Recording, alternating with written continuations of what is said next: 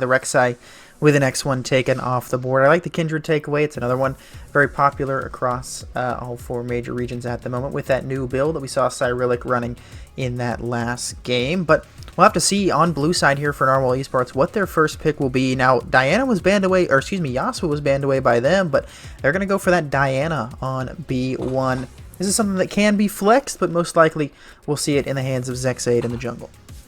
Yeah, definitely can be flexed. You can throw it Saucy Kevin 29 in the mid lane, but most likely it's going to be seen into the jungle as we're going to see the Lissandra hover and possibly locked in here. As no, instead it's going to be the Galio. Wow, interesting pick. Galio one that you don't see very often, but is a pretty strong pick. I think maybe they think this is going to Saucy Kevin instead of into the jungle, which could be a counterpick into that Diana. I don't know the exact solo queue win rates when those two champs face off against one another, but it will be a Hecarim picked up for Cyrillic, another champ that's seen a decent amount of play, not necessarily in competitive, but always in solo queue. Those new item changes were pretty beneficial to him as well. The Aphelios hover is one that all professional esports watchers have come to know and love across all four major regions recently, and it will be locked in. I imagine this will be paired with some sort of enchanter here on this next pick. And there's a lot available. You've got Yumi, you've got Lulu, you can go Karma. There's a lot up and available here for the Aphelios. I love 200 years of gameplay design and experience right here in the bot lane. And it'll be even better if it's pulled along with that Yumi because, oh boy, that'll be fun. But nope, instead we're going to see that mid lane here picked, and it's going to be, it was the Akali hover. I like this much more into the Galio. It's going to be the Veigar. Easy free lane. Veigar not really scared of getting killed by this Galio and just able to stack on stack on stack for those stacks of his with the Q. Yeah, I think the Veigar has a pretty good time in lane just farming up, but the Galio will have a lot of pressure to move around the map, especially after hitting that level 6 power spike with the hero's entrance, and it'll be the Sylas picked up, so this could be a Galio flexed into the support. Get the Sylas in the mid lane. Some pretty good ults for Sylas so far. Diana's not bad. Veigar's pretty good. Aphelios is kind of useless, but can be used in certain situations. The big one is going to be the Diana. Diana for sure, plus Sylas. That is a very good button. It's kind of like a mini Malphite ultimate. It's not as good as Malphite ultimate, I would think, but I mean, it's definitely up there considering how much mobility Sylas does have in order to get close with those Diana fights. Yeah, absolutely. I'm surprised to see Narwal Esports dropping support to second rotation. We talked about how much was open, and now that's going to be taken off the board. You can already see the Yumi removed. I'd be shocked if we didn't see some sort of a Lulu ban coming out up next out of the Engineers. Waiting on what this second rotation ban will be. I think if you're Narwal Esports, you have to imagine that's a Galio support. So they will start banning away some top laners. 80 carry not picked up for the Engineers quite yet, as well as Fiora will be the first ban off the board. Yeah, I'm very surprised to see that the support not locked in yet, especially with the Aphelios. You know, usually looking for enchanters with that Aphelios down in the bot lane, but not going to be able to find those. And instead, we're going to see the second ban is actually going to be a Jax. So Lulu on the table still and probably going to be locked in here. I would imagine the Lulu was kind of gutted, according to Lulu players, on 13-12, so not as strong as she once was, so maybe that's the reason they decided to drop the ban. Yumi's still strong enough to determine that ban in that second rotation, but we'll have to wait and see what they pick up here on R4. What they hold counterpick for, again, I doubt it'll be 80 carry, but I suppose it's possible. I think if you can secure your 80 carry now with Aphelios already showing. There's still some options open. Zeri's on the table, but you don't really have an enchanter to pair with her unless you hope the Lulu sneaks through on R5. Instead, it'll be the God Prophet Samira once again. Now, we'll have to wait and see how Narwal Esports responds here with their last two picks. Yeah, we'll have to see. Samira definitely was a pretty big factor. The last time we saw, I think, what, like 17, 18 kills? Yeah, for 18. God Prophets. Yeah, something like that. Kind of going off as the game went on, but we'll see if Silverlight and Bobby Filet have a response, and it's going to be the fight fire with fire as the Leona is going to be locked in. So a lot of engaged supports down here in the bot lane. I'm assuming that's going to be the Galio support into the Leona. It'll be interesting to watch. Yeah, it's an interesting matchup. It's not one that you see very often. There is a world where the Galio stays top. It's an unlikely one. There's a world where the Silas goes top, as the Mordekaiser will be locked in for Geoloft 27.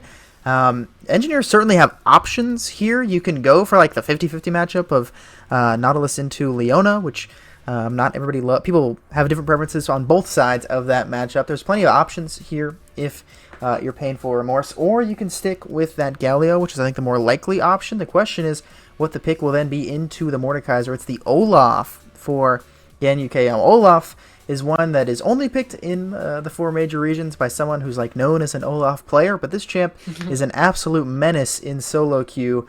The item changes really helped him out. His mini rework months ago made him incredibly strong, and I imagine it'll be a rough go of it for Jolof, at least especially at those early levels. Yeah, but I mean, Olaf definitely can be scary, especially if you're able to get ahead into Jolof. I mean, if you think about it too, Mordekaiser can never ulti the Olaf as well. So the 1v1 is never, and that's a Silas support. That's what I was looking. So I've played Silas support myself as a connoisseur of non-meta support picks, as you very well may know. Oh yeah, Mr. K9. It looks okay. It's not awful. He's got some options in this one. So Mordekaiser ult's pretty good. Leona ult is up there with Diana ult in terms of strength. He's got okay options. Vigar ult, of course, is always pretty good as well. The only issue with Silas support is you are a lot slower to hit your spikes than Silas usually wants. You're almost entirely only based on your utility, so I imagine we'll see a lot of taking of the Leona and the Diana ults, and probably shifting into something like an Everfrost build. That's what I hope for from Painful Remorse, especially because that item is fairly cheap to purchase. But my thought process is you're only picking Silas support in Grand Finals if you have a decent amount of experience with it coming into this game. So, but I'm very interested to see how he pilots it. I love off-meta support picks. Round of applause for Painful Remorse for picking this one up. Yeah, I do like the flex. Definitely not, spotted out by Narwal or us, really. Nobody. coming around with some fancy picks, learning from LS last game, I guess, with the flexing the Gragistan bot. I really like to see it. I like the creativity coming out from engineers. And it'll be fun to see how Narwhal's bot lane responds to that as we start loading into the game here. What are your thoughts overall on both of these comps? Which team do you think won the draft overall? They're very interesting. I think I probably prefer the engineers draft. I think Narwhal is a little... Well, they're not super disjointed. They have some pretty good go buttons with Diana and Leona, and then you can follow up with the Aphelios. I really am a strong disliker, I guess. There's probably a better word for that, of the triple AP topside. I think that's pretty bad. I think having Mordekaiser, Diana, and Aphelios is stacking way too much. You're really allowing the entire top side of the engineers to itemize really, really efficiently against you, especially if Bobby Filet does not get ahead on this Aphelios. And I think the go buttons for the engineers are a little bit easier. You have Cyrillic ult into Hecarim ult into Galio ult. Olaf can easily run in and be a menace. Silas can steal away engage ults really, really easily. They have a lot of setup for God Prophets, who already proved that he can pop off on this Samira when given the opportunity. So I'm leaning in favor of the engineers here. I think in game number 1, I'd prefer to play their draft if I was in this game. But what do you think? Are you on the same page? You thinking the same thing, or difference of opinion? I think I do agree. I think the triple AP top side is a little rough, especially going into someone like a Galio, who has the inbuilt magic shield. His ulti gives people magic shields, and is just going to be very tanky as this game progresses, especially for your triple AP threat. If Engineers is even or ahead, it'll be very hard to deal with the Hecarim, Galio, Olaf. However, if you scale up long enough, I think eventually Veigar and Aphelios just does more damage than the side of Engineers can really contest. I gotta say, Olaf and Hecarim, definitely more early mid-focused champions compared to the side of Narwhals. I think Narwhals does have the scaling advantage as the game goes on, but we'll have to see. I think teamfights can get very messy, and if they get messy, I think it favors Engineers a little bit more. I would agree. I think my only other concern, and it's something that I've always paid attention to, especially when Hecarim has been more meta, immobile carries really don't like playing against Hecarim and Olaf. Aphelios' strengths is that he can, play front to back really well, have long range, get good gun pairings. One of his guns is effectively useless against the Olaf in the Gravenum gun, really not going to do much against the Olaf. And if he doesn't have Sums or Gale Force, it's really, really hard for him to play against the Hecarim and the Olaf, especially in combination with one another, and also not running the cleanse. It's kind of hard to justify running the cleanse into something like the Silas. I don't think this is a cleanse game. The only thing you're really worried about is a Silas E over the wall or something. Yeah. Because if a Galio was ever jumping on top of you and getting that big taunt, I think you're already dead in the first place because someone else is probably jumping on top as well in that case. But again, I think the Olaf pick here for Ganyuki is really good. Mm-hmm. There's nothing that can really stop Olaf from running into you. You can't Mordekaiser ulti him. You can't put a big arcade on to stop the Olaf. Olaf is just going to run you down, and if you don't have the damage check to beat the Olaf, you're really in for a rough time as the axes come and crush your skull. Yeah, just the mobile carries really don't love playing against Olaf, and if Olaf gets snowballing, which he very easily can. I'm not an Olaf player. I think every time I played Olaf top, I've gone like 50-0 or something crazy. The champ is very easy to pilot, so I'm expecting Ganyuki to have a fun time up here in the top lane. Those changes really made him so much stronger. He's got a shield now. His Q just base shreds armor, so it's very easy, and it also benefits his Samira and his Hecarim as well. But we'll have to see how this one plays out. I think in every single game we've had junglers start on opposite sides. You can see Cyrillic starting on the opposite side from Zexade. Now Diana going without a leash here in this one gives the Leona and the Aphelios the early push if they so choose, trying to auto the creeps a little bit more. And Silas support doesn't do a whole lot at early levels, and doesn't really do a whole lot even at level 3 unless he gets a perfect engage, but it's always an option. We'll have to wait and see how this one will progress throughout this laning phase.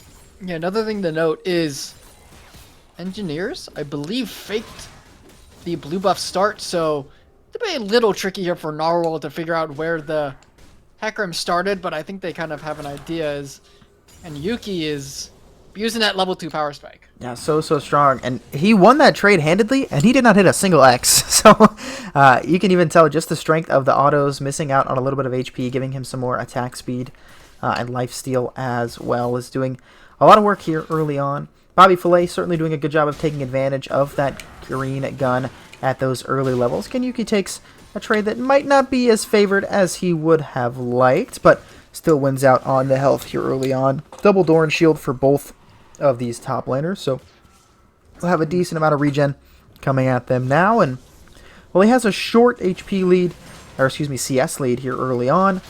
Should be recuperated here by Jolof in the top lane. And Jolof opting for the ghost, so no TP could be punished up in the top if he's forced to recall early with some bad trades into an Olaf or a potential gank from Cyrillic, but Cyrillic's not looking to gank top lane. In fact, here it comes down in the bot lane. Ghost already popped, and they're looking to kill. Painful Remorse lanes the chains, and Silverlight's just going to die immediately. First blood going over to Cyrillic. Really well played by Painful Remorse. He leads in with the E1, but W's onto him first to try and get as in close range as he can. Grabs that E2, secures the kill very easily. Silverlight knew he was dead, didn't use either of his summoner spells, and 400 gold is donated to Cyrillic. Yep, so easy first blood there for Cyrillic. No summoners burned for the side of Narwal. Only one is going to be that Ignite from Painful Remorse.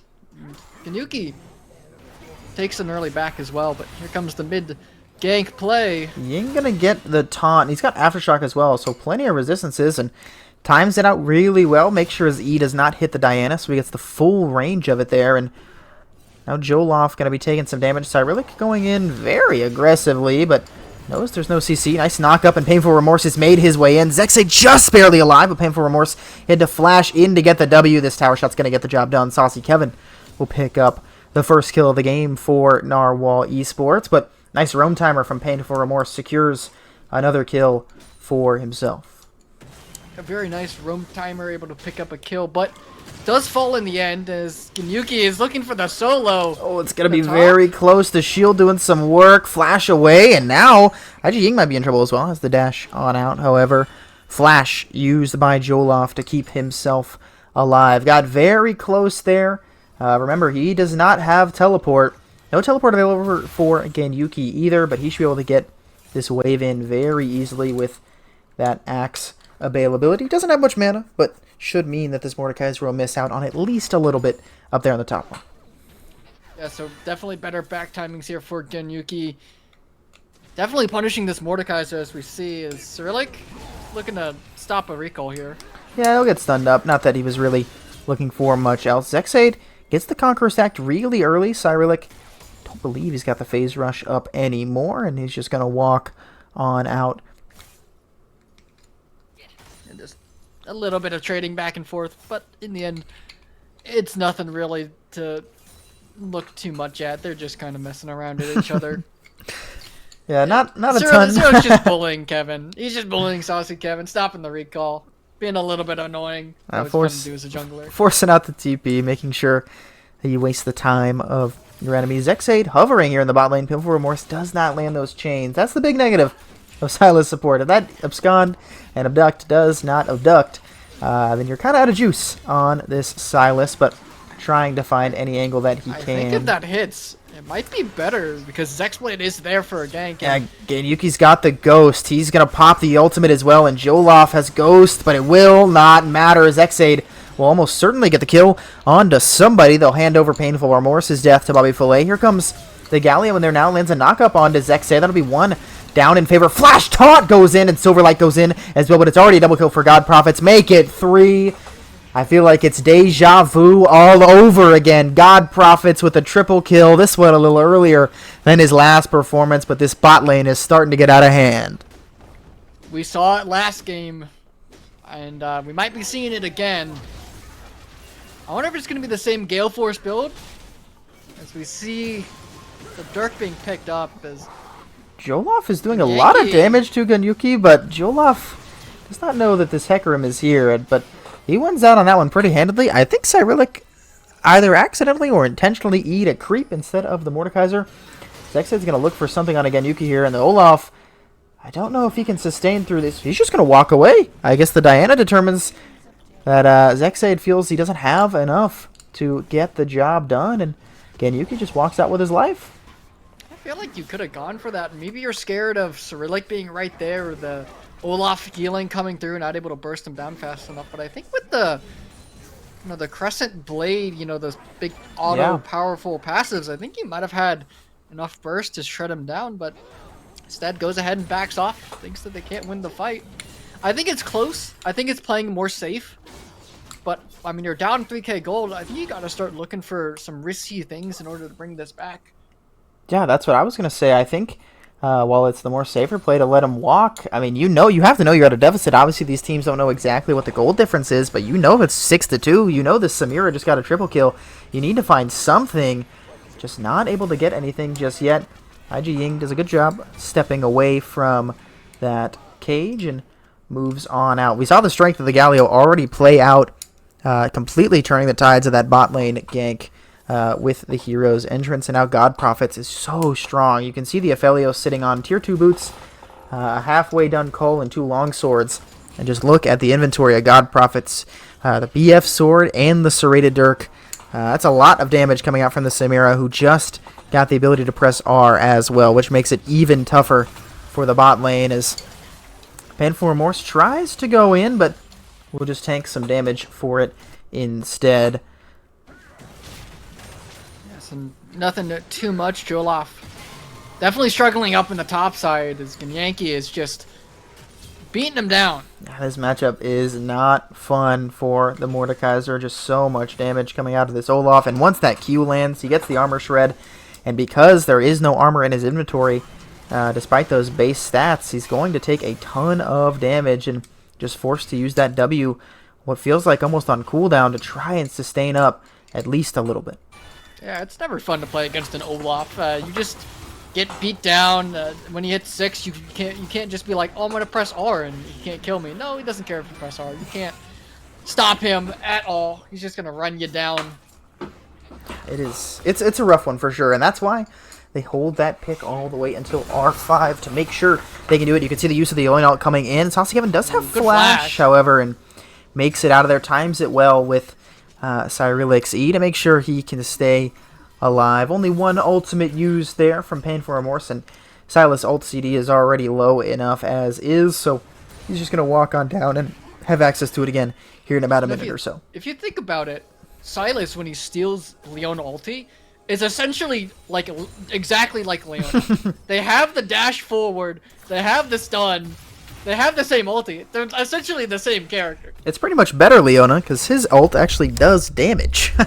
True. Leona ult is one of those ones, there's lots of supports that are notorious for being really good Silas ults to steal because they have such high AP ratios, because the champs who normally have those ultimates don't build AP, so they can afford to have high AP ratios. But when Silas steals them, when he gets something like Leona ult, or more common examples like the Braum, like the Alistar ult, it does a ton of damage or keeps him alive for a lot longer, just because of the strength of the nature, which makes that Leona pick, which was picked up on second rotation, even better for the side of the engineers, because you get the Silas who gets to take advantage of it. Yeah, no, I mean, we're already learning how much this, weird flex pick we thought, how powerful it actually is. Yeah, absolutely. I mean, it's being used in full force here early on. Bobby Filet does have his ultimate available now, and the Conqueror to stack up as well. We're going to see a dive coming in, and it's going to be close. Joloff wins that one fairly handedly. Got a little dangerous there for Ganyuki, maybe a little bit too big for his Rich's flash taunt coming in. Will not land on a Bobby Filet, however, but it will not matter as Silverlight will fall right away. They're going to get one in response as the Galio will drop, but God Prophets goes on a rampage, picking up 1 out of 2 of those kills. They commit 4 members into the bot lane, and they get some value out of it. They will lose a little bit there in the mid lane. A Herald is also in the hands of Zexade, so they're going to grab some plates up there as well, but just continuing to snowball this Samira. Hey, if it worked out once, you might as well do it again. I would assume you drop the Herald now.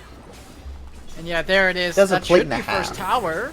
So be close. It looks like it'll get it.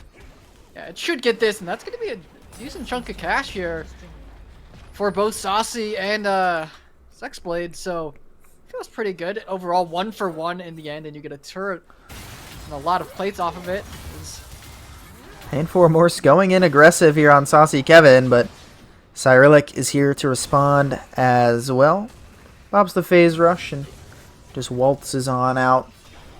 Painful Remorse is he's not like the Silas mid lane. You can see he's down 3 levels to Saucy Kevin. So even though he started to win out on that trade early on with that first set of combos, if Saucy Kevin gets any damage down onto the Silas, or really anyone does, he will still blow up pretty quick. His job is to steal someone's important ultimate, go in, and probably save or sacrifice his life for the cause of keeping his team ahead. And it's working out so far. You can see that Mythic already finished for God Prophets.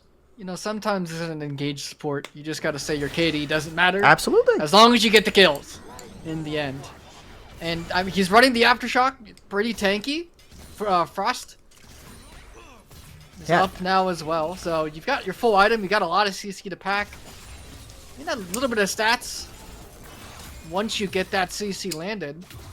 Yeah, absolutely. I mean, he has lots of options now. This is the build I was hoping to see. Everfrost is an interesting pickup for sure. He's got some options now. You got E2 and the Everfrost both able to stack it up. You can see it will be stacked now as the E2 will land off the Everfrost going down.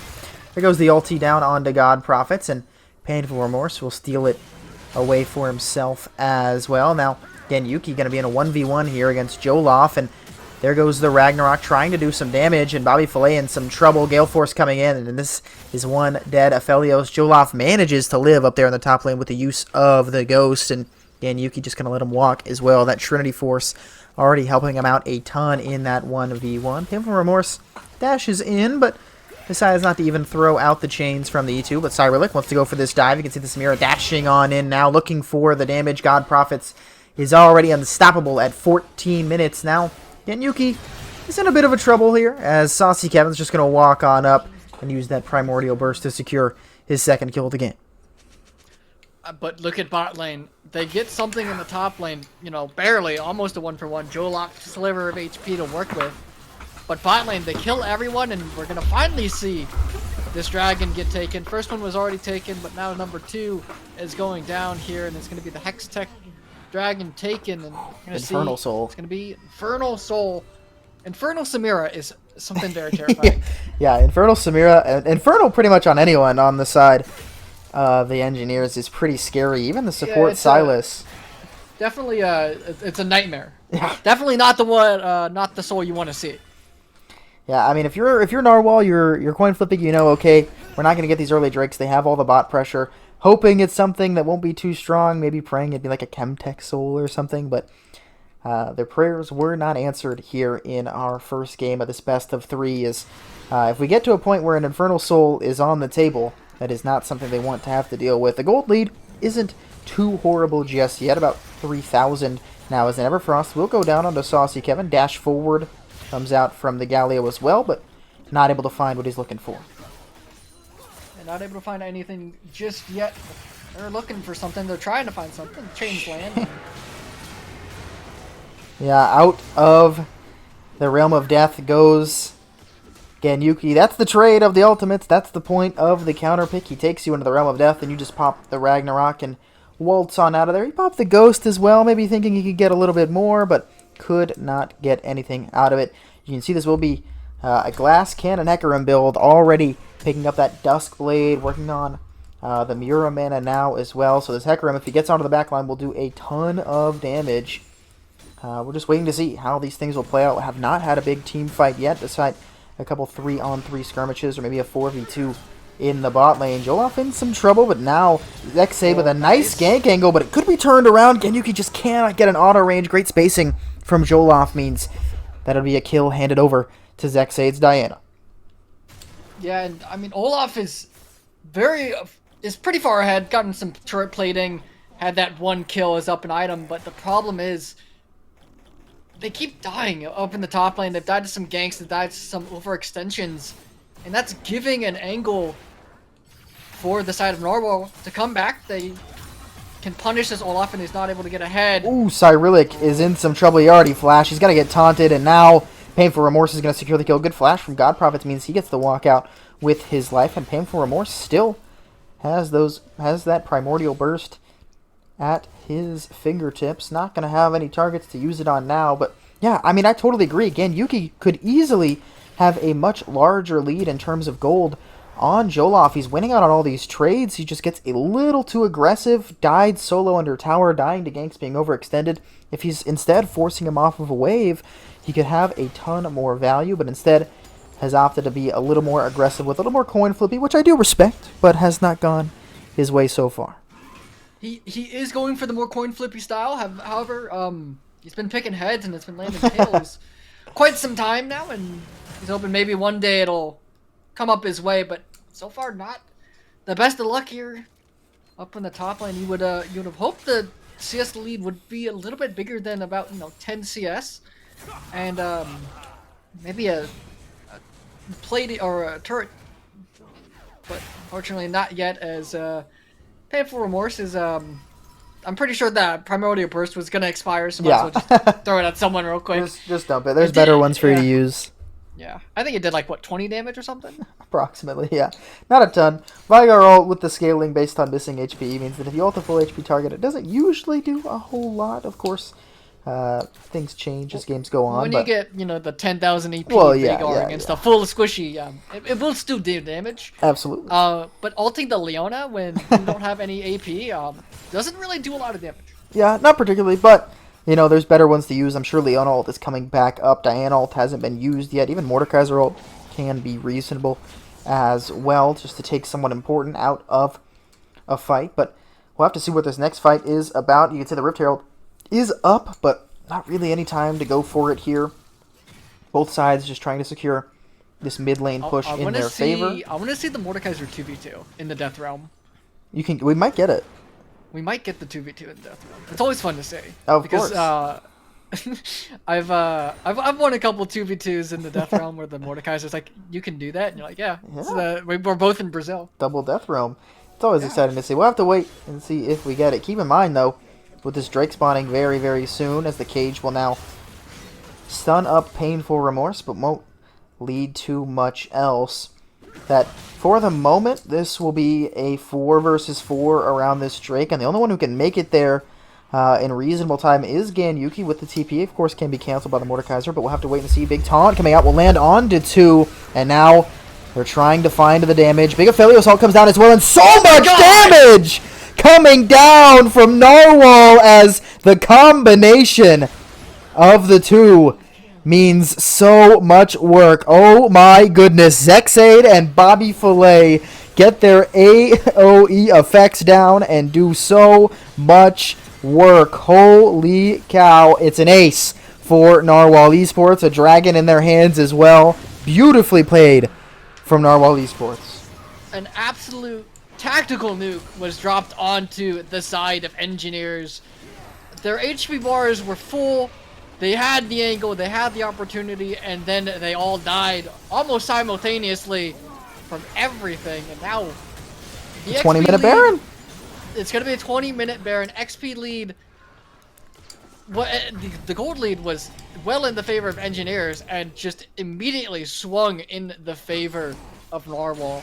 I think that was what, like a 5,000 gold. Yeah, it was close. Like exchange. I think it was 5 or 6K swap, as they're now up just about 2,000 gold here at the 20-minute mark. And I mean, I saw the angle that the Engineers were going for, and they just could not get it off. And I mean, blue ult Aphelios, even with just one item, as he just now picked up that Gale Force, is going to do a lot of damage when it splashes on that many targets. And this Diana also finds a perfect angle onto 4 members, and that's what they're hoping for. That's the AoE that they needed. Landing phase may not have gone well for them, but if they can keep finding fights like that, as the Death Realm 1v1 turns into just a regular 1v1, but this one not going even close now for Ganyuki, but it's finally started to swing around, but not enough. The Mob Malmortius cannot keep Ganyuki alive as Joloff wins out in the 1 versus 1. And that's the change that happens when you're winning throughout this laning phase, but you have a couple crucial mistakes. Suddenly, the 1v1 you were once winning stops going in your favor. Yeah, now I believe it's a 2-level lead for Joloff in the top lane. I believe Ganyuki's still level 13. Joloff still doesn't have the mythic item completed, but it doesn't matter. It's enough damage.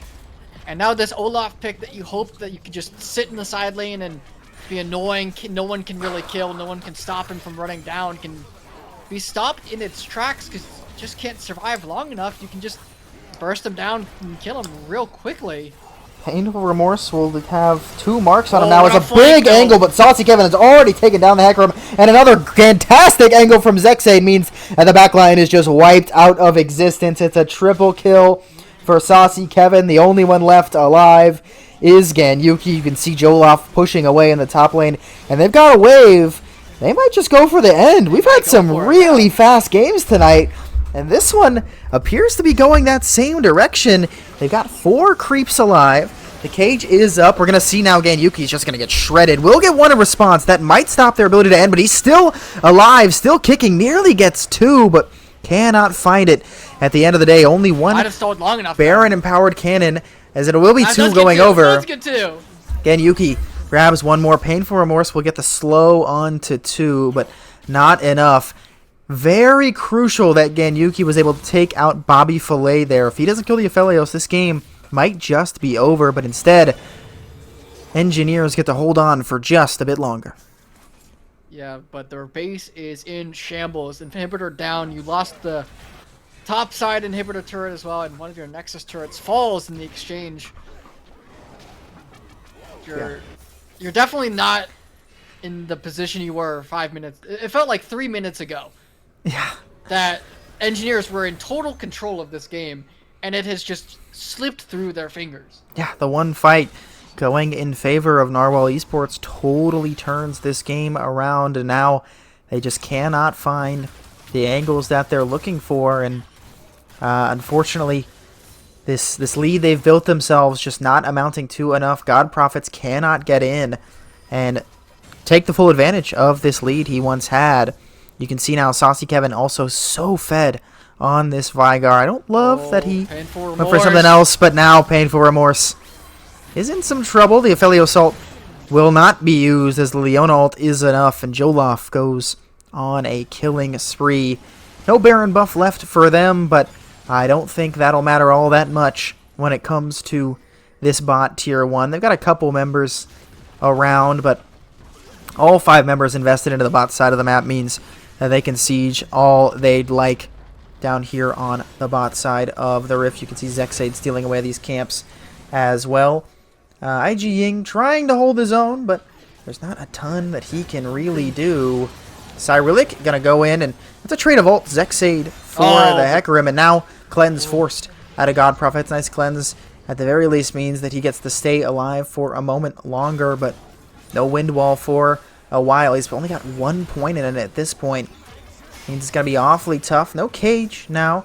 You could potentially find an angle if Silas gets in, and you can throw a Galio ult on top of it, but no Hecarim engage makes it awfully difficult.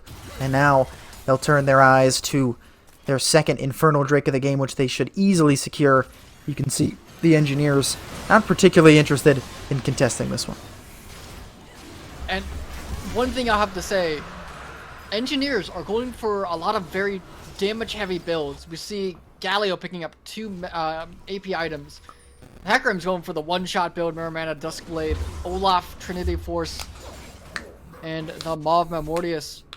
They don't have the HP bars for these fights. They don't have the HP bars to survive the Diana going in, or Bobby Flay hitting big AoE ultimates with the Moonlit Vigil. They just don't have the HP bars. They don't have the stats to survive these big engages that they're going for.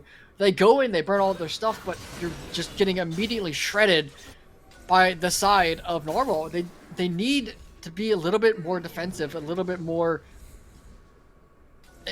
They need a little bit more to survive these engages, because they're looking for these engages, but they're just jumping into their death. Yeah, the second Baron coming up now. You can see some wards in the pit, but both of those not providing any vision, and this is dying so quickly. There's 3 regular wards in the pit, but again, it's not going to help you very much. Cyrillic has a Blast Cone to use if he wants to get in, but that one's going to go over to the Mordekaiser, and now Cyrillic is still alive for the moment as Jolaf goes on a rampage. God Prophets is attempting to stack up here, and he's just going to get eviscerated. Bobby Fillet picks up that one, the only member left standing. It will be Painful Remorse. Flash forward, flash away. It's a triple kill for Bobby Fillet. He's got the Ghost active as well, and 1 red Q should get him in range. Another TP coming in as well. He will get rooted up by the Everfrost. Not that it'll matter all that much. It's the 7th kill of the game for Saucy Fillet, and the Nexus is in their sights. At first, it was all Engineers. They had a beautiful laning phase. All 3 lanes going awfully well. Good roam timings from IG Ying. But at the end of the day, 1 team fight into a dragon, into it with the cage. Just getting it off the board, I think, is a good call. Some more familiar faces in the ban phase coming out now. You can see Swain taken off the board. Pyke and Kindred, of course, taken away from Ganyuki and Painful Remorse. They will also ban away the Olaf. Now, remember, in the last game, it was Ganyuki who played the Olaf, and this one it will instead be taken off the board. And you called it, the Samira, also taken out of the hands of God Prophets. And now it'll be Cyrillic picking up the Diana for himself. Now, I will note that Engineers are in a different order than they were in game number 1. Now, I don't know if that means that the Ganyuki is actually playing jungle this time or not. We'll have to wait and see. But for Narwal Esports, they're just going to grab away the Aphelios once again. Yeah, Aphelios off the table once again. We saw Bobby Flay play it. I mean, it looked really good. He was hitting a lot of very good shots there. I mean, his spacing during fights was really good. And Jolaf, once again, I mean, so far, same characters, different order, but same characters for the side of Narwal. So, I mean, if it ain't broke, don't fix it. And Engineer are going for quite the change up here. Zaya looking to be covered here and possibly locked in for God Prophets. And Diana, we'll see if it's going to be Ganyuki, if they actually have swapped up, or if it is like a little bit of a mistake from the teams, not in proper order. We'll have to see. It'd be interesting, but, you know, we get Zaya Rakan, the couple down in the bot lane.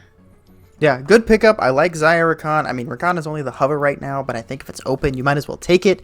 Rakan provides a lot of utility for your team. He provides disengage, he provides peel, provides some good long-range engage as well. But we'll have to wait and see what the response will be from Narwal Esports. They've already got the Aphelios locked in. There's a couple picks that are awfully good into the Rakan. You could even go for a far more traditional Aphelios lane and go for the Thresh if you're Silverlight. Now, I don't know if that's a champ that he plays, but instead, they're just going to scrap picking support altogether and lock in the Akali. So, once again, a lot of AP for Narwal Esports already in what I imagine will be those 2 solo lane picks. Of course, you could flex the Mordekaiser jungle. We'll have to wait and see. But Akali, a very exciting champ to see here for Narwal Esports. Yeah, always fun to see. Excited to see how Saucy Kevin plays this. And, you know, they pick it mid-draft so they can ban out the counter picks. They're going to go ahead and ban out the Jax and possibly another counter pick either for the Mordekaiser or the Akali. But one thing I'd like to note is Engineers have not picked their solo lanes, and Narwal have picked both of their solo lanes unless they're going to flex the Mordekaiser. Yep. So both solo laners could be counterpicked here unless they have a weird flex. We'll have to see. Right now, Engineers banning out the Kha'Zix. We've seen it in pro play. It's kind of come back around thanks to the item changes, and they're just going to say we don't want to deal with it as well. And there goes the Melio. So no Aphelios Melio, but Yuumi still on the table. You can go for the Lulu. You could also go for, you know, we saw it last game. You could go for Leona. It looked pretty okay. It is one of the older counters to Rakan because Rakan jumps in and Leona can get that insta-stun out if you're fast enough, but it's definitely more of a skill matchup with the Leona. Yeah, absolutely. And it's similar story with the Thresh, like I was saying, but instead it'll be a different one entirely. Alistar, another pretty good pick into the Rakan, and provides some great engage for your team as well, and a decent amount of peel if you need it. You can easily knock away the Diana if you get the angle correct. We'll have to wait and see what the next pickup will be for Engineers. It'll be 2 solo lane pickups, or I suppose potentially a jungler if they want to flex this Diana. We'll wait and see. It'll be a Trundle locked in, so that could be Trundle top into the Mordekaiser, or could very well be Trundle jungle with a Diana mid. This next pick should tell us a lot, hopefully, but it's honestly still kind of a toss-up where everything will go.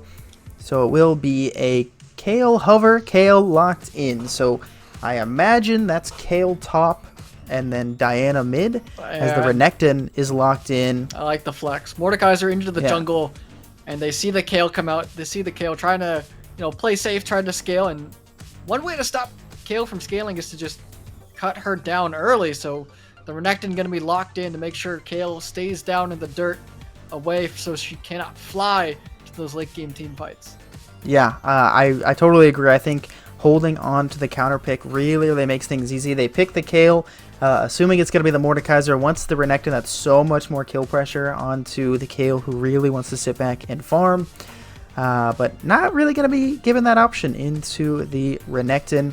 It will be a switch up, however.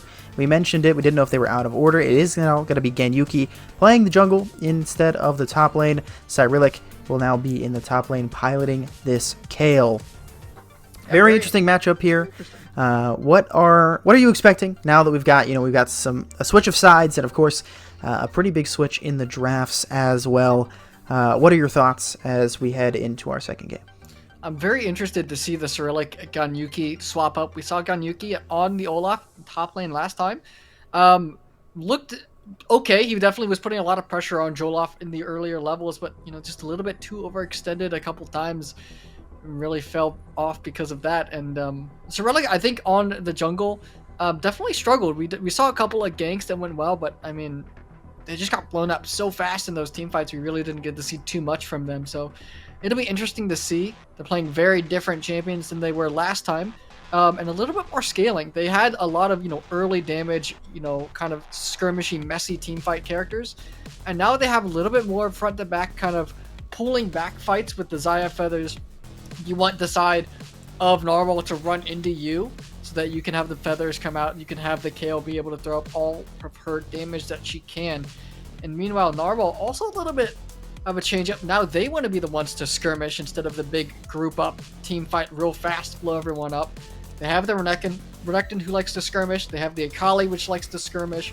Mordekaiser can throw someone into the death realm to make it 3v3, a 2v2, or a 2v2 into a 1v1 for a little bit more skirmishy style. And then you have the Alistar and the Aphelios for when you need to get to those big late game team fights. You still have the Aphelios late game carry. He can throw up a lot of AoE damage. He can also just be someone who can blow up someone very quick in a 1v1 with the right guns. I gotta say though, I think I'm gonna give this draft to Engineers. I just like their comp a little bit more. I like having the comp where you have the enemy team run into you, and that's exactly what Narwal wants to do. Narwal wants to run in the Engineers, and that's kind of what they're playing for. Yeah, absolutely. I think I certainly agree. I think that the Engineers have a lot of options in terms of disengage. You have the Trundle Pillar to kind of slow things down or engage. Same with Rakan, who I'm hoping will build something like a Shirelias this game to either chase in or out. Diana has options as well for getting in, especially going for those engages. And of course, if you can get to the late game stage with the Kayle, you have a good insurance policy. The only problem with that is we have not had a game go over 25 minutes of our 3 games today. Now, of course, those were different teams. We only saw the Engineers in 2 of them of our 3 today, but they have gone so quick. These games are getting decided at the drop of a hat. Essentially, once Baron's up, the game is practically over. So picking Kayle is certainly a risky choice, but if you can get to that point, it'll be awfully helpful. Kayle did get some pretty big buffs a couple patches ago, but that mid-game point is going to be really tough for the Engineers to navigate. You really want your Xayah, Diana, and especially the Kayle to scale up, whereas the Narwal Esports, they've got the Renekton who can get in there once the skirmish, like you said, really strong in the mid-game. Same with Mordekaiser. Akali likes to scale as well, but is incredibly strong in those mid-game points, and even Aphelios can apply some nice damage, and of course, you have the consistent engage tool with the Alistar as well. So it should be a good one. Narwal Esports looking to secure themselves the victors of the Generation Esports Youth Winners Circle bracket here today on a late Saturday evening. We're looking into game number 2 very soon. Should be a good one. Got some interesting champs locked in and lots of options here for everybody across Summoner's Rift. Yeah, Engineers looking to keep their dream alive. They've got to win this. Narwal looking to put it out 2-0 fashion here. Shortly. Looks a little bit better now. We'll cross our fingers that it stays that way. But reason for the pause, as you can tell, IG Ying does not have the runes that they initially desired, unintentionally going for the Glacial Augment, as opposed to what you might traditionally see on the Diana. So there was some discussion about potentially remaking or just playing this one out. They have opted to just play this one out. Some early trading here in the bot lane as Painful Remorse takes a painful trade, taking to about half HP now. Down there in the bot lane, but just gonna play this one out, and we will see who potentially we either have the Narwal Esports team crowned as our High School Esports League youth winners, or if the Engineers can bring us to a game number 3. Yeah, we'll have to see. It's a little unfortunate, Diana running the wrong runes, but there are worse runes to run for Diana out there. We talked about it a little bit, and more power to them for just playing it out. Yeah. Meanwhile, top lane, a little bit of skirmishing and a potential gank here from Ganyuki. One thing also is Ganyuki is going to be opting to go in the jungle this time. Yeah, it is interesting to see the swap in the middle of this series. Certainly takes a lot of faith to switch something up. We'll have to see if it works out in their favor. Cyrillic is certainly in a tough matchup here. You can see that PTA Renekton is doing a lot of damage. The tower shot makes things a little more even. And IG Ying is certainly winning out on these trades here against Saucy Kevin. They don't need a rune. They can work with Glacial Augment just fine. Oh yeah, and we'll see that Glacial Augment proc once we hit level 6. So just only, stay tuned next time when Glacial Augment can be used to its full effect for some nice utility there for Diana. Yeah, we're getting there. No one can walk out of Diana ulti anymore. It's true. Nice knockup coming in, but the re-engage comes out from Silverlight, and the Glacial Augment going down. Nice root comes down onto both, but as well onto Bobby Filet. Now they're going to drop the Ignite. He forced to flash away. Flash forward from God Prophecies. One more auto and gets the job done. I think the cooldown's just going to be a little bit too long for the E, but it will force the flash out of Silverlight. Nice engage and good turnaround from the Engineers bot lane to secure themselves a 2v2 kill.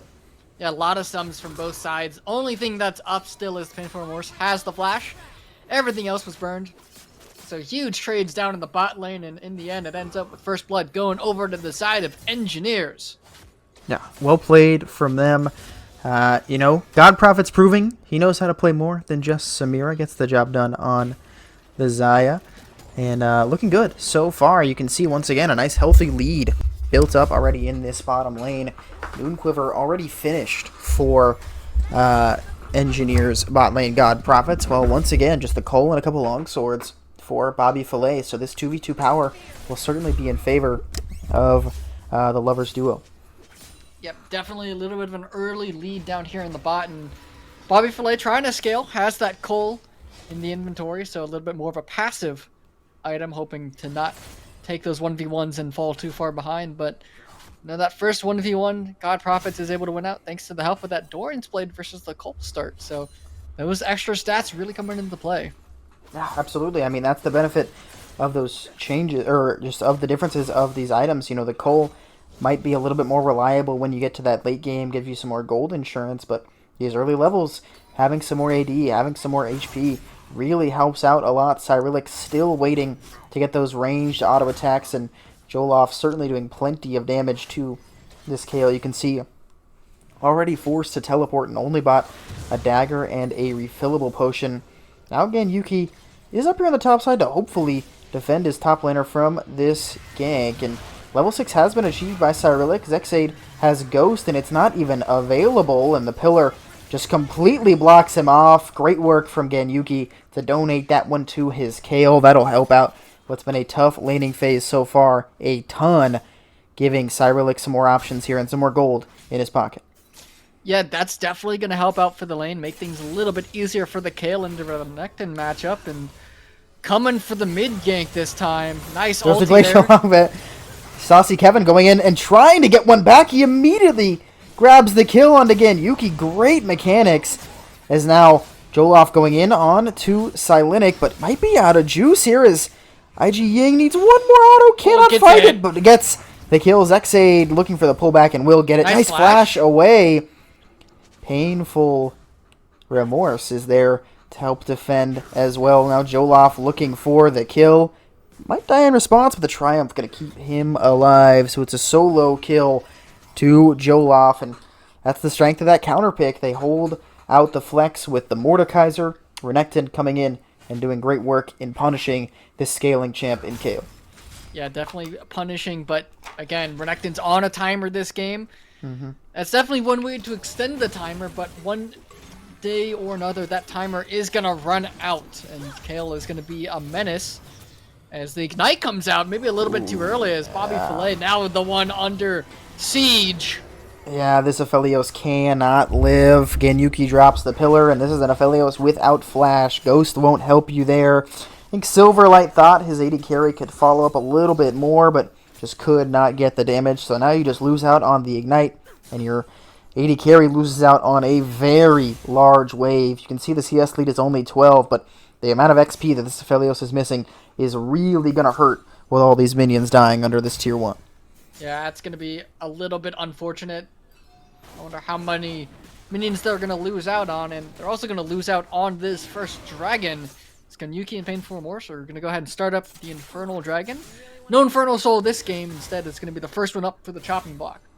I mean, we talk about the souls in all of these games. None of these games have been long enough to get to a soul. But we might as well talk about what is the potential there, as Cyrillic will try and trade back with Joloff. That is part of the strength of this matchup once you get to this point where Cyrillic is able to trade on back with Joloff when he's trying to retreat after his initial short trade, but Kayle certainly needs to get a lot more before that trade back starts to look any good. Saucy Kevin is up a level here in the mid lane and up a decent amount of CS as well. Same story in the top lane, so that's why it might be 4-2, but the gold lead is pretty much dead even. Now Cyrillic going in, Joloff looking for the kill, will get one, and now it's just a 1v1. Ganyuki has dropped the Subjugate, however, and that means that the Trundle wins out on that one fairly handedly, so at least It's a 1-for-1 in the top lane, but unfortunately for Cyrillic, he's going to drop another death. Feels so bad, especially missing out on the waves. And really what Kale cares about is that XP. Yeah, Kale really needs XP more than gold. Once you hit level 16, you have officially, as people say, they've scaled. SKY, scaling. Of course. Yeah, but it's definitely delaying it a little bit. Only level 8 down a whole level on Joloff right now. Genyuki picking up that second kill for themselves, working on their way towards Trinity Force. Very powerful item. Very powerful meta right now. Yeah, absolutely. And this Trundle has gotten himself a decent-sized lead. Is down a couple of camps, but got 2 kills and 2 assists. Been a part of all but one of the kills for his squad here in this one. And just looking to get himself the lead that he needs to hopefully propel his team to a win and evening out this series. But remember, this is a very similar story to what we saw in game number 1. Laning phase goes in favor of the Engineers. I will say that the Narwal Esports squad does not have as much of an AoE type blow you up in one-shot kill comp as they did in game 1, but certainly still options in those team fights to do some big damage. Bobby Filet does have access to that Moonlight Vigil now, level 6 at least achieved for everybody here in this one. Saucy Kevin going for the engage and drops the Shroud as well, and doing plenty more damage. There goes the Glacial once more. Ignite down on both mid laners, but no Pillar Ill with Saucy Kevin. Flash forward again. Yuki going to secure it, going on a killing spree with that Flash Chomp as his mid laner takes a reset and he claims his 3rd kill of the game. Yeah, but Zexblade notably does pick up the Herald during that exchange, so a neutral for a kill, and I think Herald is always a little bit more favored because if you use it properly, it's worth more than a kill in gold. But XP is going to be missed out on the Akali side, and they're going to try to choke down these 2 members here. Zexade will take Genyuki into the Death Realm. I believe he dropped the Subjugate, so this 1v1 is going to be at least marginally close, but Silverlight's going to be on top of his head. Nice engage from the Rakan, however. Bobby Filet forced the flash on out. IG Ying going to try to stay alive with the flash as well, and he will. So only 1 member falls as Zexade goes down upon exiting the Death Realm. Saucy Kevin is here hanging out. Nice engage from Painful Remorse makes it so that his squad wins out on the team fight and continues to grow their lead, approaching the 2,000 gold mark. Yeah, but we've said it before. the gold lead was very similar last game, and it was 1 team fight. But, Narwhal doesn't have that big explosive AoE like they did last time. And notably, Engineers have ways to completely avoid damage. They have the Kale ultimate, and they have the Xayah Featherstorm. They have ways to negate damage effectively and dodge out of important ultimates, such as the Moonlit Vigil or the Akali, the ultimate from the Akali. So they've got to be careful. If they can use their abilities in the right timing, they can completely ignore some of these characters' damages. Yeah, absolutely. I think playing around those important cooldowns will be crucial. Joloff continuing to trade aggressively onto Cyrillic, who is still waiting to finish that first item, but you can see the benefits of the Kale starting to show a little bit, at least when it comes to trading back. Things aren't looking quite as doom and gloom as they once were up here in the top lane. Genyuki's going to look for an angle here, and he does not have ult, and Joloff does. He does have double dash. Great pillar place means that he's forced to flash away. Nice gank timing from Genyuki. Forces the summoner spell out of Joloff, and an important one at that. Yeah, Subjugate comes down. Joloff doesn't have the armor and MR to resist the gank, and just goes ahead and flash back to safety. As we're going to get some more skirmishing in the mid lane now. Couldn't see a 2v2 here. The Shuriken flip will land onto Trundle, but he's not going to take it. The second Drake of the game has spawned. It'll be a Chemtech Dragon up here as our second one of this match. And you can see this Trundle is quite strong, and as is a couple members on the side of the Engineers. They've got the Rocket Belt finished up, Stormrazor as well for God Prophet. Saucy Kevin just going to immediately try and blow up IG Ying, but cannot find the damage just yet and misses out on the R2. The Ignite not going to get the job done, and unfortunately he cannot find the damage. It's another one going over to Ganyuki, and if you're IG Ying, you gotta send your jungler a thank you card, maybe a Christmas card. He's been there so many times to help out his mid laner and making sure that he does not lose out in this matchup. Painful Remorse gonna look for an engage and just get knocked away right away, but I don't think they'll be able to find much else. Those Glacial Augment slows doing too much work. Now the Engineers will grab up their second Drake of the game. Yeah, second Drake is going to be go ahead and picked up right now. And we're going to see what soul it's going to be, and I think it was Mountain. Yes, it is going to be Mountain. Certainly a strong one. Yeah, definitely one of the better ones. It's definitely better than Cloud Drake here. Absolutely. Unfortunately, nobody. Unfortunately for Narwal Esports, they were not able to get that Rift Herald down before plates dropped. So all it does is get a hit. It takes the mid-tier 1 to almost half HP. Really not what you want if you're a fan of the Narwal Esports team. But still trying for more here. As you can see, Painful Remorse hovering his mid laner, making sure that IG Ying is able to achieve what he's hoping for. Joloff has also made his way down, but realizes he's on a ward and clears that one out quite quickly. Yeah, and important to note, they traded a kill for that Rift Herald, so because they didn't get the plates, the kill was actually worth more than the Rift Herald in total gold value. And because of that, it's just more gold lead here for the side of Engineers, and Engineers are definitely looking very strong right now. It's still pretty early in the game, but they've got a nice lead like they did last game. It's just cast a curse, knock on wood, don't pull what you did last game as well. Painful Remorse tries to find an engage, can't find it. No, you're completely right. I think it's important to remember that lots of things can change in a very, very short time frame. So while the Engineers have set themselves up for success heading into this mid-game, do not count out Narwal Esports. They've proven they can turn things around awfully quick. And I think one of the things that is important to note for the Engineers, besides that Rift Herald, which they did not grab, they do have the benefit of dragon stacking here early on. So they do have those first two, and Mountain Soul is one that feels really nice, especially for your squishier members, and even more so for your tankier ones. Here comes the Kale ultimate going down. Only does a little bit of damage to Joloff, but they cannot find the damage just yet. It's going to be finally Ganyuki who secures that one. He's got the subjugate. There goes a pillar. No ghost will finally be popped by Zexade, but it will not matter. It's another one handed over to the Trundle. Double kill for the Engineers jungler, and now they've got second Herald in their sights. Ganyuki is making Trundle look like one of the best junglers in the game right now. Trinity Force is definitely a fun and fair and balanced item right now. 6-1, going absolutely crazy for the side of Engineers.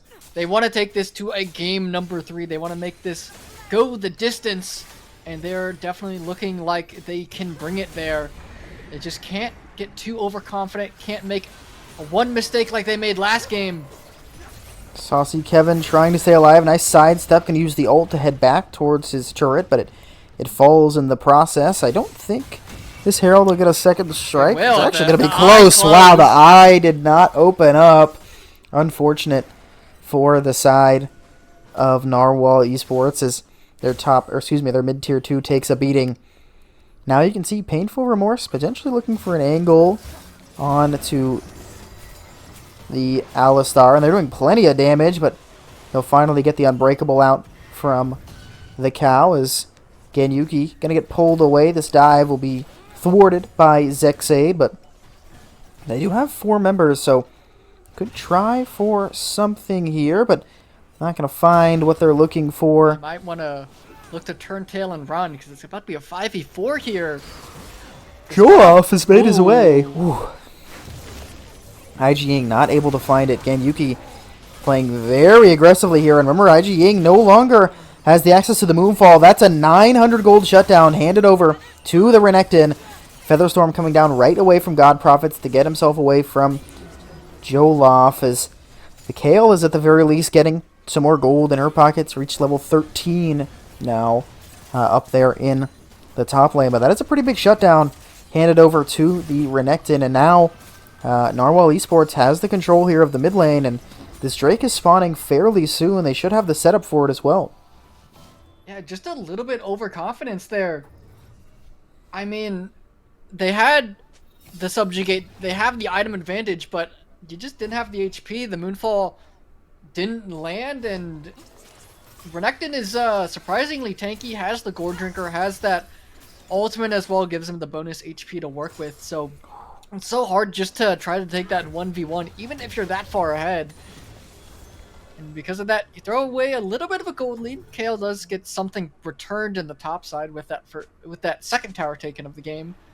And now going to look for this dragon. But, I mean, maybe a little bit overconfident. You still have the gold lead in your advantage, but it could be a little bit bigger if you're not careful. Yeah, absolutely. Things certainly could change here at any moment. You can see, once again, all 5 members committed. Whereas for the side of the Engineers, they've only got 4. Painful Remorse will knock away 1, but gets pulled back in. Nice ultimate comes out from IG Ying, but they cannot find anything yet. The Moonlight Vigil will not find its target. Look on the opposite side. Painful Remorse taking a lot of damage. Again, Yuki's going to do some work down here on the bot side, killing away Saucy Kevin. Now, Bobby Filet taken very low. God Prophet will pick up Joloff, and now the Aphelios will almost certainly drop, and he will. Cyrillic doing lots of work with this TP. It's a clean ace, as all 5 members stay standing for the Engineers. Last game, that team fight went in favor of Narwal Esports, and they absolutely ran away with it. This time, it's the Engineers staking their claim in this one. They just ballooned their gold lead to well over 6,000 gold.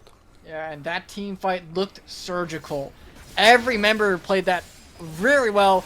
IG had a really nice engage, unfortunately not able to find too much damage. Bobby, Flay, and all the members able to dodge away from it just in time. But, I mean, they created a lot of panic in the back line. They cut off the back and the front line. Joloff and Saucy Kevin were going for the God Prophets and Painful Remorse, but they played it so well, dodged out, stayed alive, didn't let the Akali do the assassin things that she wants to do, and just able to take essentially 2 fights, a 3v3 and a 2v2, and win out on both fronts. Yeah, absolutely. Just playing it very, very well. The Diana's damage wasn't too big, unfortunately, but it really did not matter. Like you said, everyone playing it so well. Really well-timed TP from Cyrillic to make sure he can make it on down there. They've now got Dragon Point Soul here in our second game of this best of 3. We might see the first Dragon Soul of the night. Just might. And we're getting to a point now. Keep in mind, for all of you at home keeping track, Kale is level 15. We are getting there. 2 items now for Cyrillic. He's still got a bot tier 1 to stand behind. He's got 2 items working on his 3rd. And once he spikes level 16, that is absolutely massive for the Engineers. We are also approaching the longest game we've had of the night, and the longest game we've had without a Baron taken. The other games... Oh, my bad. Let me... Big engage coming in now as Ganyuki might be a little too overzealous, but they do have the Kale ultimate coming down. Saucy Kevin's going to try and find some damage back. Cannot get it done just yet. Saucy Kevin does have the Zonias, but first, Silverlight will fall, looking for more. Ganyuki will pick up Saucy Kevin. They're going to turn their focus now as the Feather Storm comes down. Zexade is attempting to get the kill onto this Xayah. We'll get a big shutdown there as another member falls. Painful Remorse falling in the bot lane as well. Joloff grabs the stun onto Ganyuki. Has the Blade of the Ruined King, but cannot find the damage. A nice pillar means that Joloff might fall, and he just will. Cyrillic goes on a rampage, picking up that one. Still waiting for that level 16 mark, and cannot find it just yet. Bobby Filet doesn't have fantastic guns for getting much accomplished here, but that's level 16. Now reach for this Kale, and turning it is quite easy as Cyrillic goes unstoppable. They're going to look for more. Bobby Filet has no mana, has no flash, has no ghost, and he's just going to die. Cyrillic gets a double kill. This one, I already said the gold lead was ballooning. I'll say it once more. We're approaching over 9,000 gold in favor of the Engineers, and you've got to think that Baron is their next target. Yep, look at them. They're all converging onto it. Kale has hit the power spike there. Officially, the strongest champion in the game. They're level 16 now. That means the fully upgraded auto attacks. They are a one-man killing machine. Baron is not long for this world. And we're going to see the longest Baron at 24 minutes of the night. But I mean, it still feels unwinnable at this point for Narwal. They don't have the scaling that they need to deal with the KO, to deal with the Xayah. They don't have the damage in any of the lanes. The most fed person is the Renekton. 2 levels behind their respective laner, and at this stage in the game, Renekton isn't really doing too much because you're just going to get blown up by the side of Engineers. And yeah, I mean, we talked about Dragon spawning soon as well. I mean, you might as well play for Soul. It just makes your team that much harder to kill, that much more secure against these team fights. And Zexade, you got to be careful. You're down 3 levels. Yeah, again, Yuki's just gonna run. He's really not doing all that much damage to him, but he's stuck. Cyrillic will. He's stuck on the wall. The ghost might keep him alive. It will not. Silverlight might have just dashed into his death. Has the unbreakable, at least for a moment. Cyrillic going very aggressive here. Forced to use the Kale ultimate to back on away. They're just gonna siege down here in the bot lane. Rabadon's death cap has been picked up by Cyrillic. The Renekton is at least going to get an objective bounty from the top tier 1, but young man, your base is being sieged upon, and the AD carry isn't even hitting anything. They're losing the Nexus turrets. The second Nexus turret is the focus. They're already going to pick up one. Now Bobby Filet is the next one. Saucy Kevin has managed to stay alive, at least for the moment. The knockup's coming down. The knockup's going to find the kill. The charm going down onto Joloff. He manages to stay alive, but not for long. Zexade is going to try to save this one. They're not even going to hit the Nexus. They're just going to hit the champ. Another fast one. All it takes is, if I've learned anything across our now 4 games, preparing for our 5th here of the night, again, he's going to opt for that KO, but this time with Ganyuki's Trundle taken off the board, he's going to go for the Kindred. A lot more aggressive and a lot more squishy, but certainly could pay dividends if it works out. Yeah, we've seen Kindred before, and it's been very good, but this is the first time we've seen it during this series. And once again, Bobby Filet, we've seen it the first game, we saw it in the second game, and once again on Aphelios duty. But Joloff did steal away the Diana, so no Diana this time for Engineers. That's going to be going the way of Narwal. So Diana and Aphelios, 2 of the characters we've seen all 3 of these games. Yeah, I mean, whether Diana has been, swapped between both sides, but the Aphelios always a constant for Bobby Filet. Had a good game in game number 1. Couldn't really do much in game number 2. It'll be the Jax picked up, however, for Saucy Kevin 29, or at least drafted by him. Well, I imagine we'll see that up in the top lane for Joloff as his response into the Kale. We'll see. We know that the Engineers like to pick their solo lanes pretty early on, but could respond with an AD carry pick if they have one of choice. No, instead, it looks like it'll be the Nautilus. So they're going to secure that early engage support and leave that AD carry for that second rotation. That means I imagine they're probably looking for the Samira. There's almost no way Samira gets through. I'd be very surprised if that one snuck through these next 2 bans, but there's plenty of other things that can pair swimmingly with the Nautilus. Yeah, one thing to note, Engineers have been opting to ban the Jax second rotation. This is one of the first times we've seen Narwhals actually have the top lane picked rather early, and it being the Jax. So Jax going to be locked in here, which can be strong. It is a little bit of an interesting matchup into the Kale. I'm not quite familiar with how it goes, but both are scaling characters, both like to be sitting in a side lane, so they're both going to be playing for late game. And I'm assuming, yeah, Samira off the table, gone immediately. No one wants to see that. Milio and Yumi also off the table. Get those enchanters out of here. We don't want to see Milio or Yumi with the Aphelios. I'm assuming that Narwhal here is going to be going ahead and targeting that AD carry pool again. Just limit the options that Godproof can play. Yeah, absolutely. I think if you're the side of Narwhal Esports, and I don't know if Silverlight plays it, I imagine we'll see the AD carry picked up here, leave the mid laner for R5. I think Braum looks really good here. You have 2 auto attack based champions already. You almost can guarantee it's going to be double marksman unless they play something funky with God Prophets, and it's really good into the Nautilus as well, as the Neela is picked up. Samira 2.0, if you will. I still think that Braum is a really nice pick. It really stops what the Nautilus wants to do. It's really good into things like the Kindred, even the Kale it's very nice into. But we'll have to see what Silverlight wants to go for here as the Alistar is the hover for now. Only time will tell. We'll see if it'll get locked in. It will be the Sejuani very last second swap over to the Sedge. I imagine it'll be Sedge jungle. I do like it quite a bit. As the Alistar will be locked in regardless. I like Sejuani with double melee. I do too. So I think it's very nice. Triple melee, if you think about it. You've got Alistar as well. Yeah. There's a lot of ways to stack the Sejuani passive. A lot of people with, attack resets. Jax, W attack reset, Q attack reset. He's got resets. Diana as well, theoretically can have resets if you use the Q in certain situations. So a lot of different ways to stack that passive real quickly to get those frost stacks up and get that permafrost out. And a lot of pick potential. You can throw that long range engage out and hit someone. But, there's a lot of ways to stop people from getting picked. You've got Kale ultimate, you've got Kindred ult, you've got Galio from downtown. Even Samira, or not Samira, even Neela has ways to stop people from getting one shot and picked out if they're out of position. So, you can't really rely on those picks too much.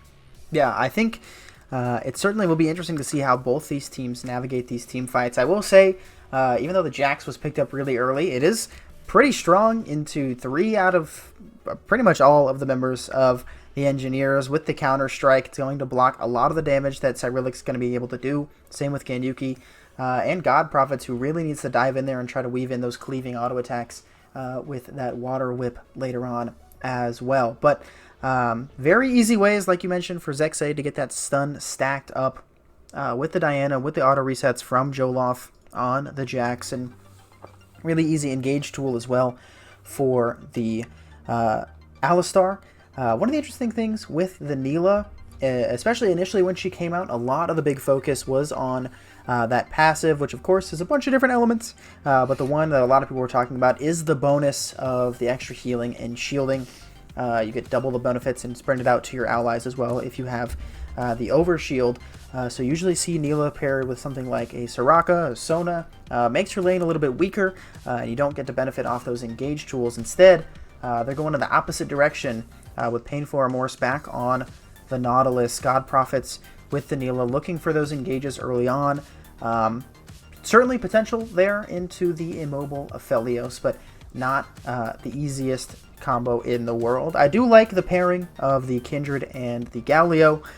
You also have the Kale there as well, with some supplemental benefits with the ultimate, but lots of things that need to be played out in specific succession here for the Engineers. We've seen both these drafts. We've broken them down a little bit. K9, what are you thinking here? This is our final game of the series, the last one we've got. What are you thinking? Who are you favoring going into our final match? Honestly, both of these teams, their drafts are very interesting. They both have scaling on the top side. They have, the one character that wants to just sit in the sideline and split push, and it'll be interesting to see. I think it's really a skill matchup, and to see who can win out and who gets to that late game spike earlier and gets those XP leads. Jungle Kindred definitely has the damage, scaling over the Sejuani, but Sejuani is going to get real tanky real quickly. And I will say mid lane, we've seen Diana pop off. Hopefully Saucy Kevin brings the right runes. We don't want to see the Glacial again, although it did win. 100% win rate It does. On Glacial Diana. But you were saying, if you have a Kindred ulti or even the Kale ult, it stalls for long enough for Galio to be able to get in, to fly in with his heroic entrance from downtown and to turn a fight, which I think can be very crucial if it's timed correctly. And one thing you said, that Neela gets extra healing from sources.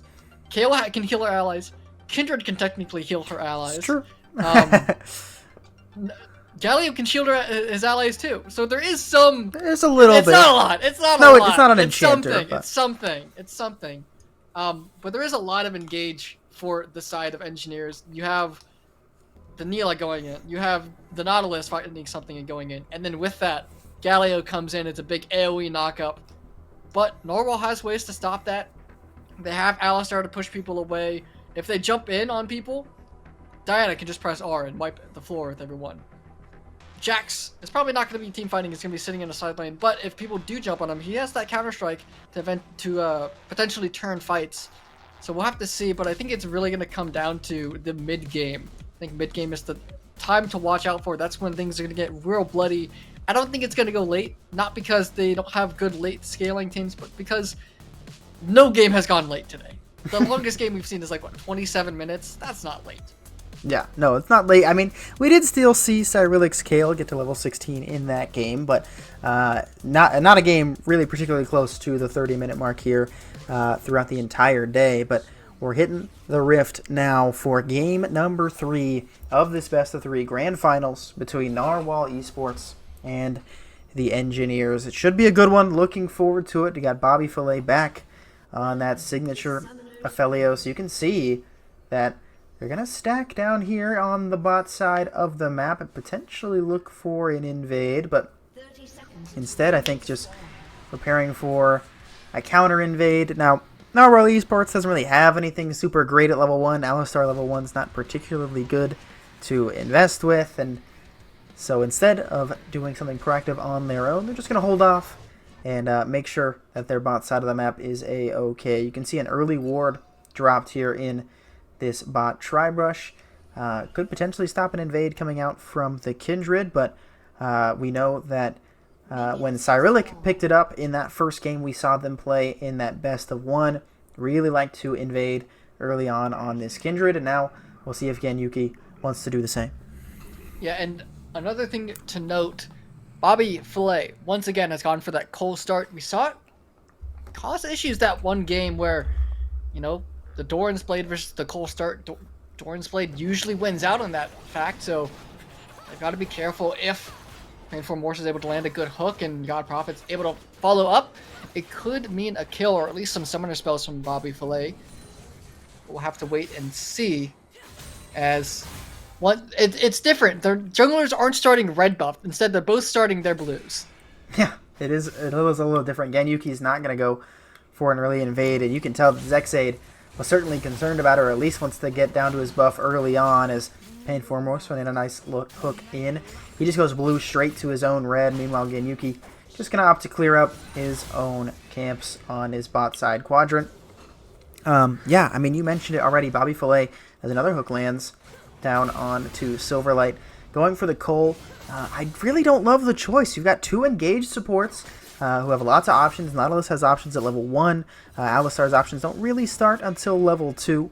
But even then, I think the Cole start is kind of dampering your potential ability to get things done in those early trading levels. You can see now Ganyuki, instead of going for the invade, will opt to potentially go for a gank here in the mid lane, but will not find anything just yet. As a nice engage comes out from IG Ying, Saucy Kevin does not flash away from the top, but will flash down into the river and should get out of there now. Silverlight with a nice combo onto God Prophets. Exhaust goes down as well, hooked down onto Silverlight, but no E available for the Alistar, but there is a Q available for the Sejuani. Painful Remorse just gets out with his life. Flash keeps him alive, so lots of summoner spells burned. Actually, only the Flash for Painful Remorse. God Prophet is able to hold on to both of those sums, despite the nice engage from Silverlight. So while the game is even, summoner spell advantage starting things off is a little bit in favor of Engineers, as Narwhal has burned 2. Actually no, they both burned 1 Flash, so it's even.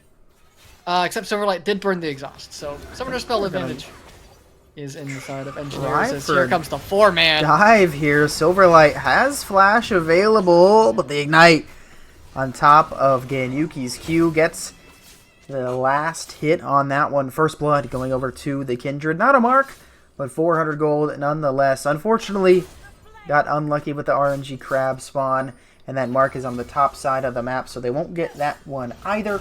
But it will at least get one Scuttle Crab of their own. Cyrillic could be in some trouble here, flashing the opposite direction. But now Zexade is here. It's very close. Cyrillic, I was concerned with the flash into that bush at first, but manages to go 1-for-1, and Zexay does not get KP. So, I mean, considering how it looked, really good turnaround from Cyrillic to secure that one.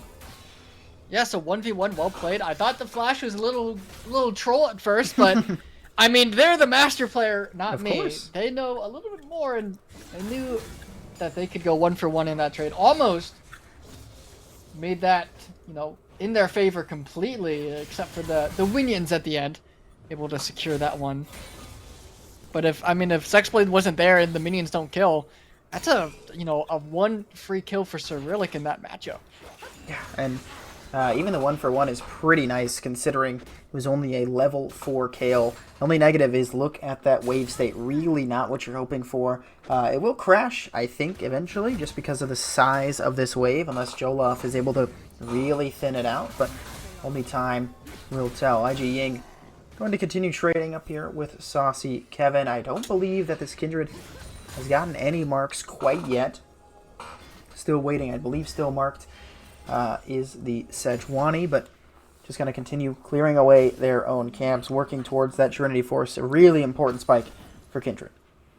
Yeah, very important spike once you hit that Trinity Force. As Jolaf goes in, does get the nice stun there. The Kindred is Lethal tempo around stacking. here. They're Yeah, gonna come in. Ooh, that last Q jump really might have hurt him, especially because he doesn't have flash. And now And there's a mark as well. They're going to go for the kill. That's all they needed. Painful Remorse will almost certainly fall. No flash available for the Nautilus. Unfortunately, Silverlight will be the one to claim it, but a kill nonetheless. Junglers go on opposite sides of the map, and it works out in both their favors. Yeah, unfortunate though. Kill does go on to Silverlight, not the one you really wanted on Bobby Fillet. And meanwhile, the kill up in the top side goes the way of Kindred. Kindred working towards the Trinity Force, but one thing to note is they are forcing God Prophets away from this wave, losing a lot of that XP, but... Oh, he's going to flash a wave and doesn't have the Q. Unfortunately, IG Ying doesn't have enough. Saucy Kevin patiently waiting here in this bush and looking for something onto this Galio. Got the Conqueror fully stacked here and doing quite a bit of damage. Taunt coming out and will land onto a couple, but Ganyuki's here in response. Hero's entrance will land the knockup onto Saucy Kevin. That should be 2 more kills for the Kindred.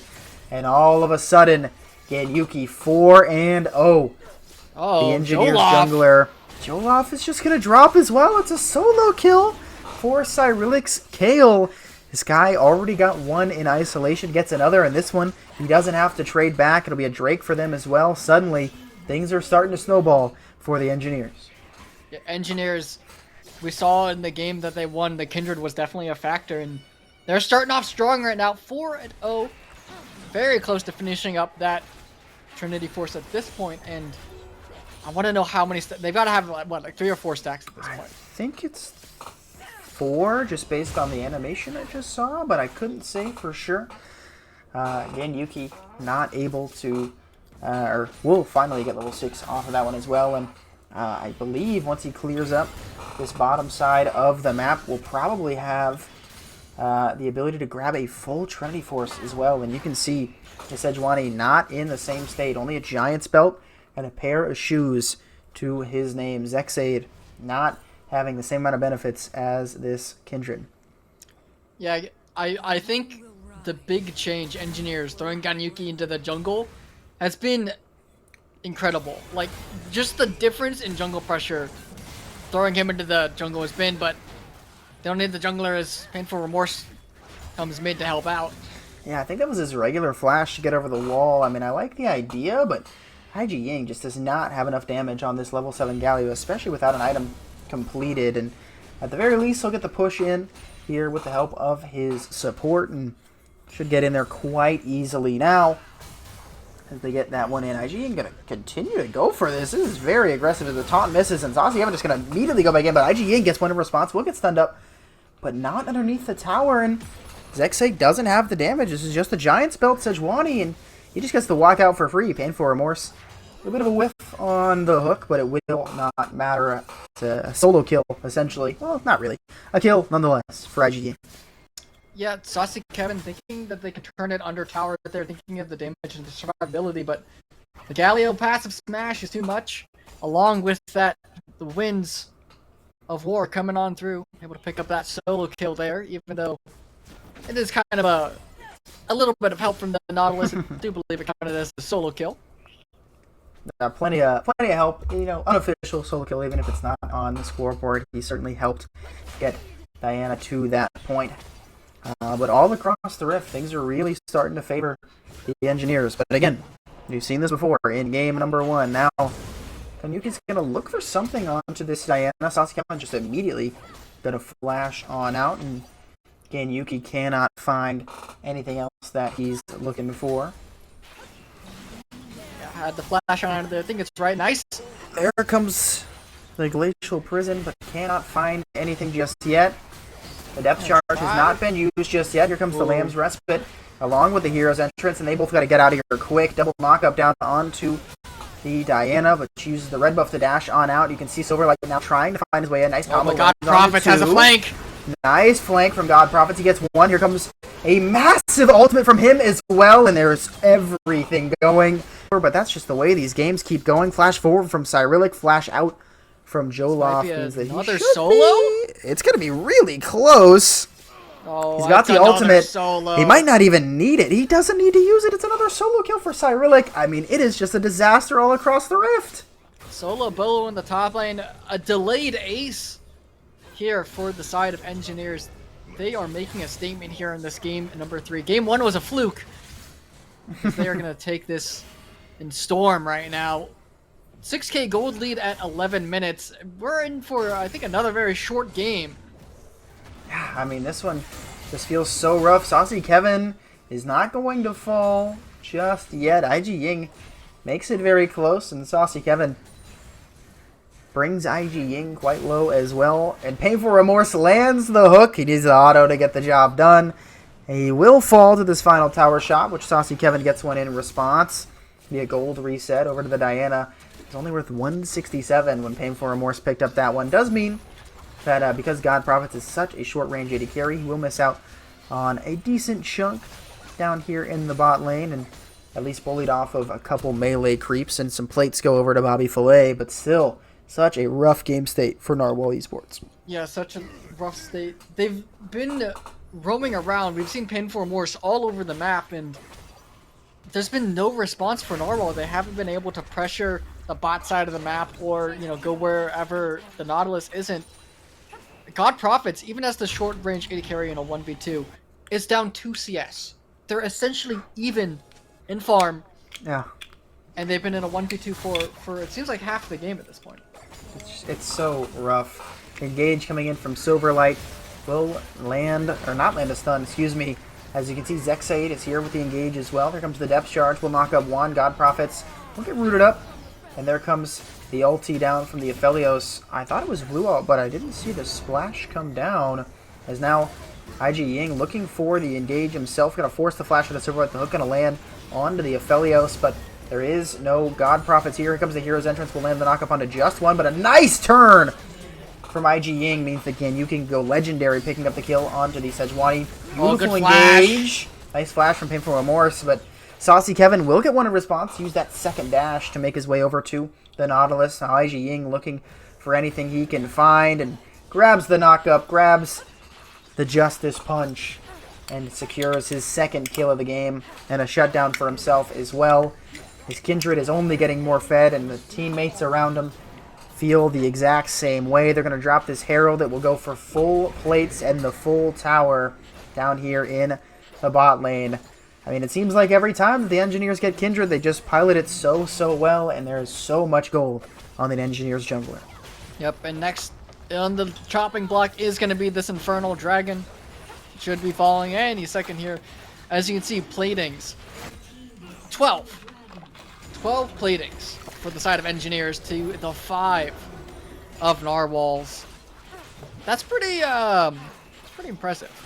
Yeah, it certainly shows the dominance that they've had across all 3 of these lanes so far. And even though we saw the nice flank coming out from God Prophets, he's really not been the hero so far in this one. Certainly changed the tides of that team fight, but the KDA not really showing as much for it. But you can certainly see it for his jungler. His jungle item is already finished. There are still 14 stacks left for this Sejuani. Of course, will accumulate treats. Doesn't actually have to kill 14 camps, but still a massive advantage for Ganyuki. And now they're just going to try and invade. Does fail the Q over the wall, which is a little unfortunate. But now the hook going to land down onto Rexade. He does have the flash, and the Shirelias should for dinner tonight. Get it done. Unfortunately, they will fall. Joloff barely manages to escape. That's only momentarily. The Nautilus hook goes a bit wide. The Kindred doesn't even get KP. Cyrillic claims that one as he gets to level 11 as well. This gold lead is now at almost 11,000 here in game number 3 of this grand finals. It's been all engineers all the time. Yep, it's really just a one-sided game. 10k gold lead at 15 minutes. If you are a fan of Narwal, you are hoping for a miracle, hoping for some sort of gift given, pretty red ribbon gift on the plate here for Narwal. Maybe, Ganyuki's mouse turns off or their monitor explodes or something mid-team fight. Yeah, I mean, at this point, any fight that's not completely numbers favored for the Narwhals, I think, is going to be really, really tough. But they might have found their pick. Ganyuki could be in trouble, has the Land's Respite, though, and the rest of his team is going to try to make it over there, but they will get the big 1k shutdown and make it another one as Joloff gets that one. The 1k going over to the Sejuani, and the 300 gold handed off to Joloff. So some mispositioning punished. That could be a foothold back in. 1,000 gold to the Sejuani. Doesn't feel great considering it could have gone to the Diana or Aphelios, but regardless, a shutdown is a shutdown. But unfortunately, Cyrillic is making them pay as he is farming a ton of gold up here in the top lane. Yeah, they get something, if only a consolation prize, but it's something that you at least have for the time being. We'll have to wait and see if they're able to get anything more, as they are able to get an objective bounty as well. So that brings the gold lead back just a little bit.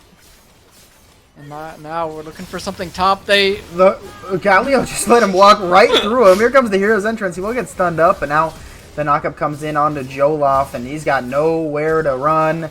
He manages to stay alive for the moment. Silverlight gonna try to find something onto IG Ying. The exhaust goes down onto the KO to at least stop what might be the inevitable fate as Cyrillic goes unstoppable. The depth charge will go down. The hook will not, and unfortunately for Zexade, he will fall. He managed to get one Heartsteel proc off. That's what he was able to get with that 1k gold. Flash hook will go down onto Bobby Fillet.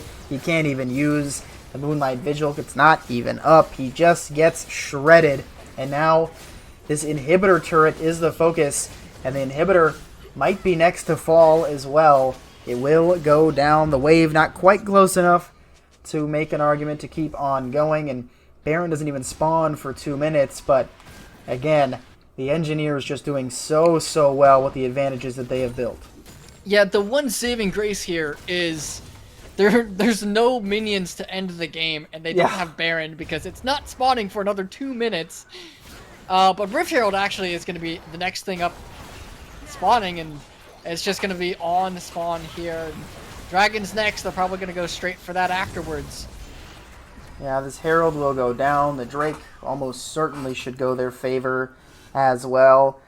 And truthfully, there's a reality where, as the engage comes in from Silverlight, Ganyuki's going to try to turn it on back. Oh, big nice! 3-man. Moonfall comes down, though, and that's a ton of damage down, but just not enough of it is lethal. Here's the Apotheosis as well, and they will get one in response as the Nautilus will fall, but now Joloff will go down. 2 members left standing. Zexade is still alive, at least for the moment. Here comes the Aphelios ult, and almost certainly the Aphelios death as Ganyuki goes on a killing spree looking for one more on a Zexade, and they'll find it. They've got a bit of a wave, and they've got a Rift Herald. They only have 3 members left alive, and they're all very low HP, but this is probably a guaranteed inhibitor hit at the very least. I don't think it'll be an inhibitor secure. That was a 4v5, by the way. Yes, Cyrillic was on the bot lane. KO was bot lane the whole time. They didn't even bother teleporting. They were so confident that, yeah, we're fine. Kindred, by the way, Ganyuki got jumped on by Silverlight, had the Moonfall on them as well. Well, Cyrillic is doing some decent damage here. Needs to get those accelerated autos. He's changed his target, but it doesn't matter. Cyrillic is still winning. Silverlight needs to try and land the sun. He's going to flash on his head. Zexade gets the knockup as well. This should be a death. So that's another 1K going over to, again, the Sejuani. Not the target that you won 1,000 gold on. But at the end of the day, you take what you can get. And what they can get right now is a pick on an out-of-position Kale. As I was saying before that little skirmish, Ganyuki got jumped on by like 3 members there and never pressed Lamb's Respect. Didn't have like, to. They were so confident that Saucy Kevin did not have the damage to just one-shot them. And they were right. Like, they ended the fight at like 3/4 HP or something. Like, they weren't even close to dying. Also, he's pretty tanky. Like, Triforce Black Cleaver, I know he's now building into Storm Racer, and I think probably something like a Kraken Slayer, but just those 2 items is a bunch of bonus HP. It's not a ton of armor or anything, but that's still a lot of extra HP that, old Kindred might not have. You can see the entirety of the engineers putting their focus on this top side of the map, and the mark is on the Baron anyways, and I imagine that's what will be on the menu. Silverlight is on a ward.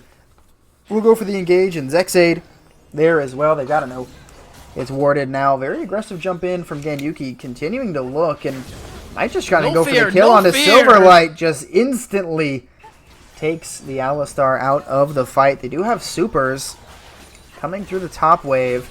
Ganyuki is going to turn the focus onto this inhibitor up next, and now they're just going to turn their focus to the Nexus turret. That's one. They've got another wave with supers coming in. The only member dead is this Alistar. 5-man Moonfall! But the Lamb's Respite blocks it all.